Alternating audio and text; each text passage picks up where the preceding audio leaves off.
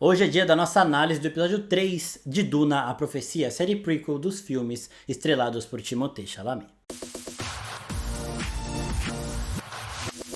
E aí, seus geeks, tudo certo? Eu sou o Marcos Veloso e bora falar sobre o terceiro episódio de Duna, a Profecia. Antes de eu começar a falar sobre isso, quero pedir pra vocês se inscreverem no canal e também falar que nós já fizemos um vídeo falando sobre os dois primeiros episódios, tá linkadinho aqui em cima, se você ainda não viu, assista e depois volte pra esse aqui. Teremos spoiler, é claro, né? O episódio já está disponível no Max, assiste e depois também volta pra cá, não deixe de ver porque tem muito detalhezinho pra gente comentar. Bom, primeiro de tudo, que essa série começa mostrando mais do passado da Valia Harkonnen, que agora é a grande líder das Bene Gesserit, né? Ela ainda vivendo com a sua família, com os Harkonnen, em exílio. Então essa série mostra, ela se passa um pouco depois da guerra da humanidade contra as máquinas, ela se passa 10 mil anos antes dos acontecimentos dos filmes de Duna, e aqui a gente está vendo a transição dos Harkonnen para se tornarem aqueles maliciosos vilões assustadores que a gente vê nos filmes ali do Paul Atreides e tudo mais. E aqui nós estamos vendo os Harkonnen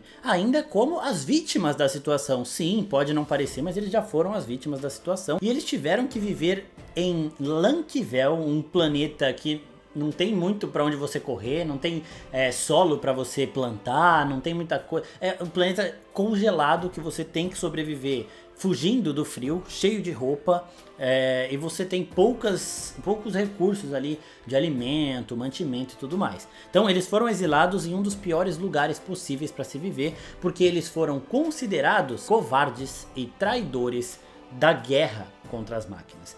Isso é uma coisa que eles vão contando um pouco pra gente ao longo desse episódio. A Valia Harkonnen, ela tem muito rancor dos Atreides, porque quem baniu, quem exilou os Harkonnen foi Vorian Atreides, que é um dos maiores generais dessa guerra da humanidade contra as máquinas. Ele é parte máquina, iniciou essa guerra do lado das máquinas, mas logo mudou de lado, foi ajudar a humanidade, acabou se afeiçoando também pelos humanos. Ele é meio humano, meio máquina. Ele acabou percebendo que os humanos eram o lado certo dessa guerra e ele foi um dos mais importantes generais para que os humanos conseguissem vencer as inteligências artificiais. Mas ele, que vive mais por conta desse lado máquina dele, teve ao lado dele muitos Harkonnen que o ajudaram, né, em diversos momentos. E um desses Harkonnen foi Abulurd Harkonnen, né, que sei lá, algumas poucas, duas, não sei se é avô, bisavô da Valia aqui, não, acho que é bisavô, um pouquinho mais talvez. Ele era também um baita de um general, respeitado e amigo do Vorian Atreides, só que chegou um momento em que os dois discordaram, e eu vou contar pra vocês o que aconteceu, e vocês vão ver que o Abulurd tinha razão, né, porque o Vorian, ele era aquele general implacável que só pensava na vitória da humanidade, né? Eu tenho que preservar a humanidade, mas muitos humanos serão sacrificados nesse processo. Era isso que ele pensava. E ele teve um plano ali de meio que sacrificar uns 2 milhões de humanos, usando eles como escudo para conseguir uma vitória contra essas máquinas no meio dessa grande guerra. Era uma batalha. E o Abulurd se recusou a sacrificar esses humanos, a usar 2 milhões de humanos como escudo. Essa recusa dele acabou gerando mais mortes do que essas 2 milhões que morreriam. Mas foram mortes em treta, aí tem aquela discussão toda, né? Você vai colocar essas pessoas, jogar elas pra morte, ou você vai deixar elas lutarem pela vida, uma parada assim. E isso deixou o Vorian Atreides muito puto, e ele acabou pintando os Harkonnen como covardes e traidores. Por isso que depois da guerra, os Harkonnen que eram muito honrados, tá? Durante essa guerra contra as máquinas, eles foram exilados e eles são esses perdedores dentre as casas nobres, né? Ninguém respeita direito. A gente viu lá no episódio 1 ou 2 o imperador conversando com o Harkonnen falando de pele de baleia, que é a única coisa que eles têm pra negociar ali, e o imperador cagando pra ele. Ninguém dá atenção pros Harkonnen. Os Harkonnen não tem nem uma Bene Gesserit ali perto deles. Então assim, a casa Harkonnen é a casa mais podre de todas. Eles não têm lugar pra conseguir dinheiro, eles não têm uma fama muito boa, todo mundo olha pra eles com desprezo, porque eles são esses perdedores covardes da guerra. Tudo isso por conta de Vorian Atreides e da fama que ele pintou para os Harkonnen. Então a gente tem nesse comecinho a Vanya falando muito disso. Ela fala do Abulurd, ela fala do Vorian, e aí ele chega um momento que eles estão conversando, e ela com o irmão dela, que é uma das únicas pessoas que ela ama e respeita ali na família dela, e ele fala que ele vai tentar negociar acordos melhores para a pele de baleia, para tentar melhorar a situação de vida dos Harkonnen, e ele vai encontrar com o Vorian Atreides. E aí a Vanya meio que manipula ele ali, ou convence ele, né? Não manipula, ela convenceu ele a confrontar o Varian Atreides por conta de tudo que ele tá fazendo com os Harkonnen, que ele fez os Harkonnen passar e estão passando, né? E ele faz isso porque ele amava a irmã, porque ele concordava com ela, eles dois eram os mais ansiosos por ver os Harkonnen conquistando a glória de novo, né? Só que ele volta morto disso tudo. Muito provavelmente o Varian vai acabar aparecendo nessa série mais pro final por conta dessa oposição que ele tem à Valia Harkonnen, né? Então isso daí também vai ser foda. Então agora a gente já conseguiu entender melhor por que os Harkonnen estão exilados, contra a vontade deles, todo esse rancor que as outras casas vão alimentando nos Harkonnen, todo esse desprezo que elas vão jogando e os Harkonnen vão ficando cada vez mais putos com relação a isso, vai levar os Harkonnen, já falei disso no outro vídeo, a se tornarem aqueles seres realmente desprezíveis que a gente vê nos filmes ali do Paul Atreides. Mas aqui nesse momento, eles ainda são esses seres honrados, porque boa parte da família da Valia, inclusive, não quer treta. Eles aceitaram o exílio, porque eles são honrados o suficiente para isso. Reconhecem as atitudes dos seus antepassados, sabem, podem concordar com o que eles fizeram e discordar da ordem do Varian Atreides aí e do Império em relação à fama e ao que eles recebem depois da guerra, mas eles não vão fazer nada. Eles aceitaram e vão continuar vivendo e tentando tirar o máximo que eles podem daquilo ali. Só que alguns Harkonnen não estão satisfeitos com isso. E essa série, neste episódio, ela mostra muito desse rancor Atreides e Harkonnen, que é sempre aquela parada que a gente está acostumado a ver em todo lugar, né? No mundo de Game of Thrones, com os Stark e os Bolton, por exemplo. Nunca vai ter os dois lados dispostos a fazer uma trégua ao mesmo tempo. Quando um estiver disposto a fazer uma trégua, o outro vai atacar. Aí esse aqui que estava disposto à trégua vai ficar puto e vai atacar de volta. E aí essa bola de neve vai aumentando cada vez mais o rancor e as disputas entre as famílias. Em paralelo a isso, no tempo presente da série, a gente vê as Bene Gesserit perdendo força. Então a gente está acompanhando aqui a origem da Valia Harkonnen e da Tula Harkonnen aqui, e da relação deles com os Atreides, e também no tempo presente, acompanhando nesse episódio bem pouco, as Bene Gesserit tentando aumentar a influência delas, mas tomando um golpe ferrado, né? Porque elas perdem acesso ao Império. Então se elas não têm acesso ao Império, se o Imperador acha que não precisa de uma Bene Gesserit, as grandes casas, as casas nobres, vão começar também a pensar, pô, o Imperador despachou elas, por que a gente tem que ficar com essas bruxas aqui, tá ligado?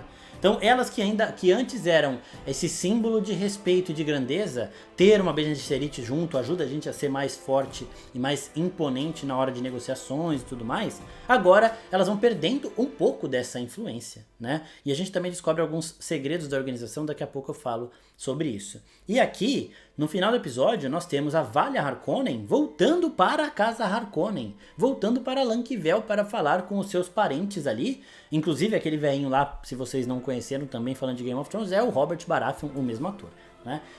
Para tentar restabelecer o poder e a influência das Bene Gesserit e com isso também aumentar o poder e a influência que os Harkonnen não têm nesse momento, não tem nada, os Harkonnen não são nada nesse momento, né? Então ela quer criar uma grande casa de fato. Então agora, no tempo presente da série, a Valia Harkonnen vai começar o plano dela para fazer algo que ela sempre quis, mas tinha esquecido, tinha desistido de tentar fazer, que é tornar a casa Harkonnen grande de novo. Antes disso, a gente também descobre um pouco mais das origens e dos segredos das Bene Gesserit da organização. Então a gente sabe já que elas guardam DNA para encontrar os pares perfeitos, para conseguir criar o líder perfeito. A gente sabe que isso tudo vai culminar no nascimento de Paul Atreides, quando a Jéssica trair a ordem, né? Isso é muito legal também, porque as Bene Gesserit, elas são uma irmandade criada muito na confiança. Você treina ali as garotas por um período da vida delas, mas elas depois, cada uma para um lado ali para servir cada uma a um líder de uma grande casa, mas elas sempre vão permanecer fiéis à Irmandade em primeiro ponto, né? A primeira fidelidade dela não vai ser com a família que ela nasceu, não vai ser com a família que ela serve, vai ser com a Irmandade. Até mesmo aquela Bene Gesserit que está encabeçando a rebelião, que está roubando as reservas de especiaria, ela é mais fiel à Irmandade do que essa luta, que é uma luta bastante nobre, né? Essa luta de enfraquecer o Imperador e tudo mais. Então isso daí é uma coisa muito legal. E falando um pouquinho dos segredos da Ordem, antes da gente chegar mais em como os Harkonnen vão se fortalecer nisso tudo, nós temos aqui de novo a origem da Valia Harkonnen lá dentro, e a gente vê como que ela foi crescendo e ela descobre a existência de uma IA dentro da Irmandade. Isso é absurdo.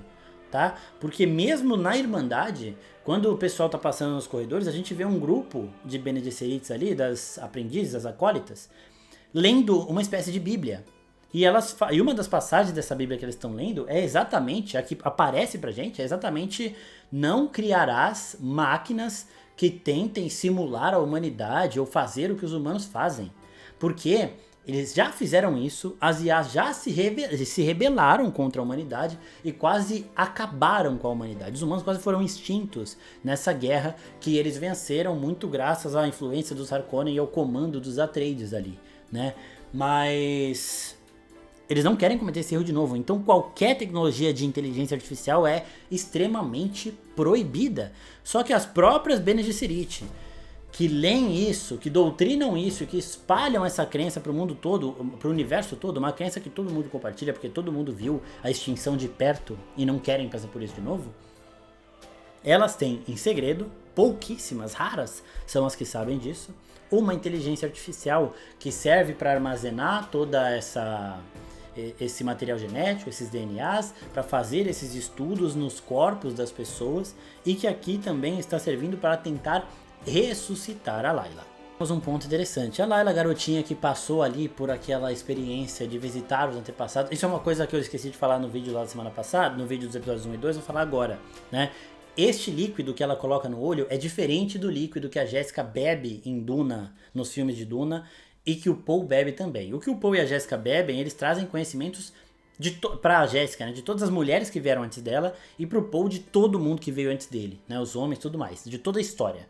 Por isso que ele é capaz, também seria capaz de manipular acontecimentos de 10 mil anos antes do nascimento dele e tudo mais.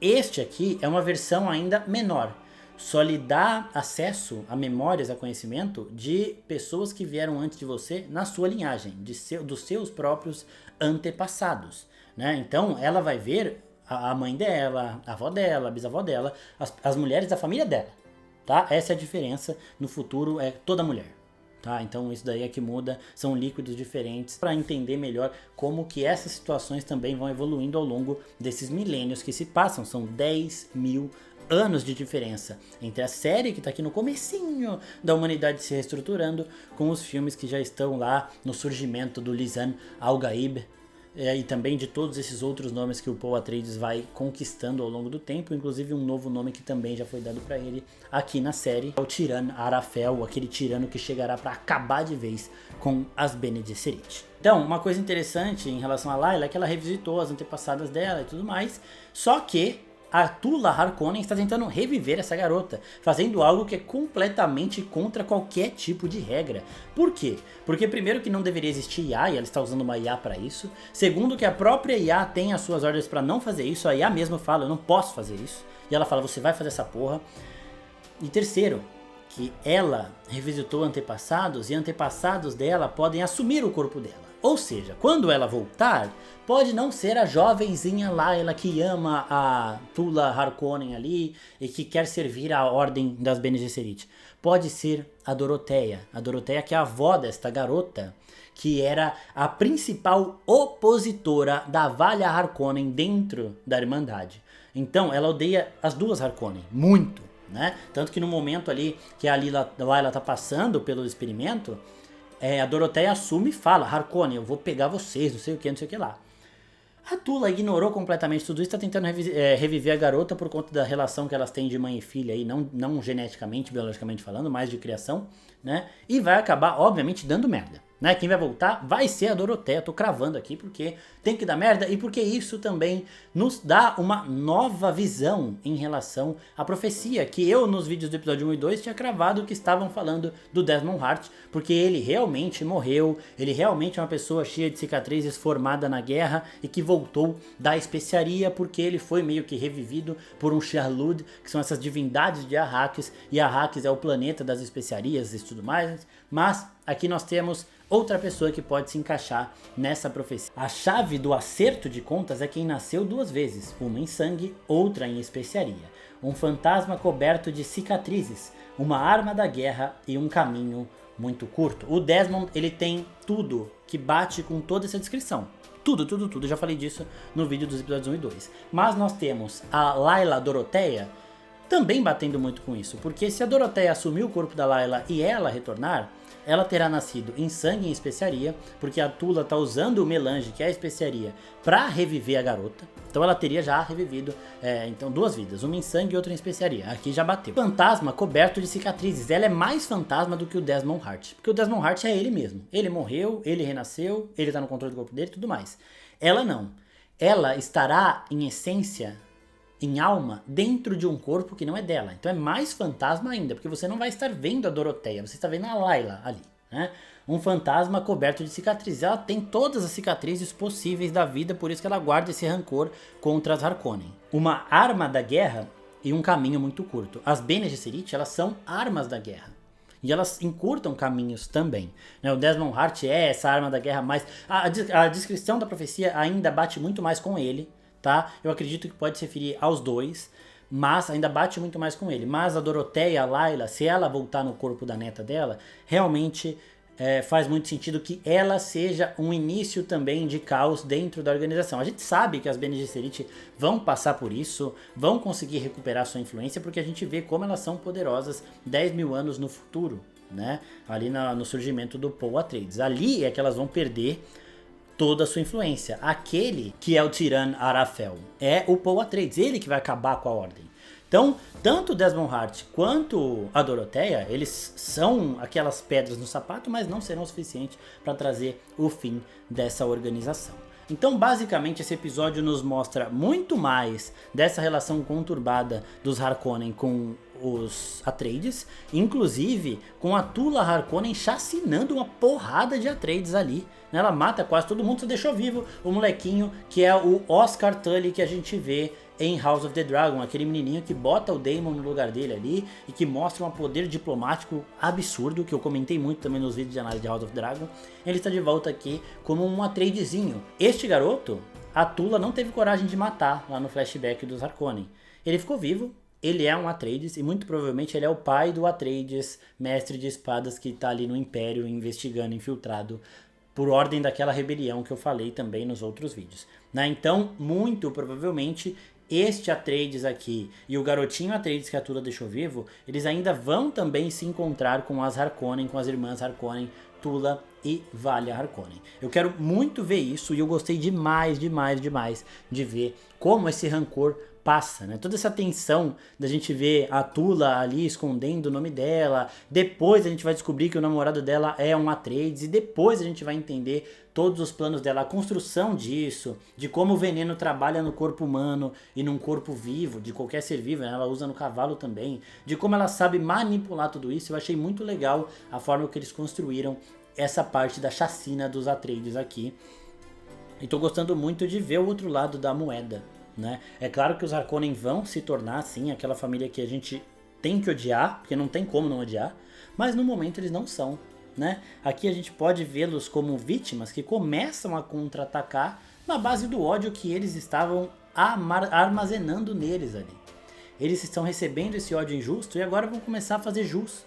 Vão falar, vocês odeiam a gente, então a gente vai dar motivo para vocês odiarem a gente. Então, aqui está começando o contra-ataque dos Harkonnen, que vai culminar também no surgimento do Feud e de todos aqueles merda que a gente vê na trilogia, né, na trilogia não, nos 2 primeiros filmes de Duna aqui, do Timothée Chalamet. Eu espero que vocês tenham gostado do vídeo. Se gostou, se inscreve no canal, curte aqui, comentem o que vocês estão achando de Duna Profecia. Estão gostando ou ainda acham que essa série precisa melhorar? Ainda mais com um monte de série maravilhosa que veio esse ano, né, gente? Bom, é isso. Até a próxima, pessoal. Não se esquece de curtir e tchau, tchau.